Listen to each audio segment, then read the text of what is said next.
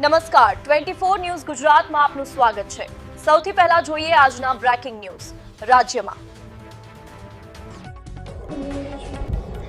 બનાસકાંઠામાં ગેરકાયદેસર ખનન સામે રાજ્ય સ્તરીય સપાટો ગાંધીનગર ફ્લાઇંગ સ્કોડે 10 ડમ્પર ઝડપ્યા। જિલ્લામાં ગેરકાયદેસર ખનન અને રોયલ્ટી ચોરી સામે રાજ્ય સરકાર કડક વલણ અપનાવી રહી છે। આજ કડીમાં ગાંધીનગરથી આવેલી ફ્લાઇંગ સ્કોડે બનાસકાંઠા જિલ્લાના ઓગળ તાલુકાના શુદ્રોસણ ગામ નજીક અચાનક દોરડા પાડી 10 ડમ્પર ઝડપી પડ્યા હતા।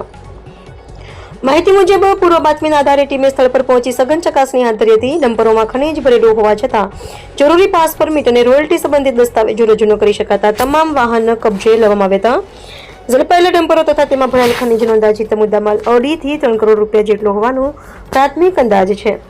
આ કાર્યવાહી પાટણ અને બનાસકાંઠા ખાણ ખનીજ વિભાગના સંયુક્ત ઓપરેશન હેઠળ પાર પાડવામાં આવી હોવાનું સૂત્રોએ જણાવ્યું હતું। ઝડપાયેલા તમામ 10 ડમ્પરોને આગળની કાયદેસરની કાર્યવાહી માટે થરા પોલીસ મથકે સોંપવામાં આવ્યા છે। સંબંધિત માલિકો અને સંડોવાયેલા તત્વો સામે ખાણ ખનીજ અધિનિયમ મુજબ ગુનો દાખલ કરવાની પ્રક્રિયા હાથ ધરાઈ છે। જિલ્લામાં છેલ્લા કેટલાય સમયથી ગેરકાયદેસર ખનન અંગે ફરિયાદો ઉઠી રહી હતી। તાજેતરની કાર્યવાહીથી ખાણ માફિયાઓમાં ચકચાર મચી છે અને પ્રશાસન તરફથી આવનારા દિવસોમાં પણ સઘન મોનિટરિંગ તથા અચાનક દોડવાની કાર્યવાહી ચાલુ રહેશે તેવી સ્પષ્ટતા કરવામાં આવી છે।